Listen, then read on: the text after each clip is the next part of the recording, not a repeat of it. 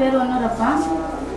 మా నాన్న చంద్రబాబు గారు అరెస్ట్ అయిన తర్వాత ఆటగారి నుంచి చనిపోయిన ఆయన. మా నాన్న ఉన్నప్పుడు అందరూ సంతోషంగా ఉండేవాళ్ళం. తర్వాత మా నాన్న పోయిన తర్వాత మాకెవరు సాయం చేయలేదు. మేము అంతా కూలిపోయి బతకాలనుకున్నాము. మరి మేము నలుగురు ఆడుకోలేం. మా నాన్నకి అబ్బాయి లేదు. 2 పిల్లలు అయిపోయినా మేము 2 ఉన్నాం. అంతా మా అమ్మ ఇప్పుడు చూసుకోవాలి.